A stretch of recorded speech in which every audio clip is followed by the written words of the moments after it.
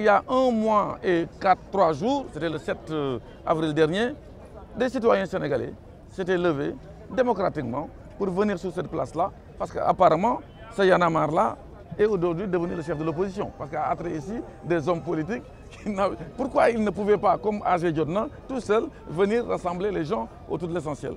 Si j'étais quelqu'un qui racontait des contre-vérités au Sénégal, j'aurais appelé les gens, ils ne seraient pas venus m'écouter. C'est ça qui est important. Je pense que Y'en a marre oublie. La mémoire, elle est courte. Il n'y a même pas une année. Ce sont ces derniers qui avaient été escalpés, arrêtés, embastillés au Congo. Et c'est le président Macky Sall, en jouant de sa diplomatie et en voulant également protéger tous les Sénégalais, même de la diaspora, qui est parti les chercher, qui les a sauvés.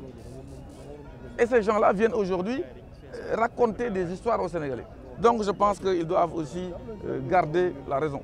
Mais vous savez également, comme vous l'avez dit, il y a beaucoup de choses aujourd'hui dans ce pays qui poussent certains qui n'ont jamais travaillé au Sénégal, qui ont même créé ce qu'on appelle le phénomène de la transhumance. Ne l'oublions pas avec Mbaye Diouf du chemin de fer. Ne l'oublions pas avec Abdoulaye Diack à l'époque. Qui les a amenés au PDS? C'est le président, c'est Idrissa Seck.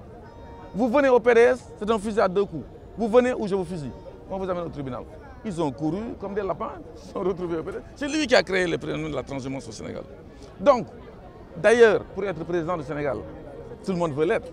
Mais ils ne savent pas que la présidence, ce n'est pas un gâteau à se partager. Ce n'est pas un luxe qu'on se donne, c'est un sacerdoce. Vous ne dormez pas, vous travaillez pour les Sénégalais, vous devez être disponible et surtout cultiver la proximité. Mais ces gens n'ont jamais travaillé. Ils se retrouvent à Saint-James en Europe. Vous ne les entendez jamais pendant 5 ans, entre 2 mandats. Et d'un seul coup, dès qu'il y a un mandat, ils arrivent à lui mettre des hammers, des je ne sais pas quoi, et veulent dire nous voulons être président.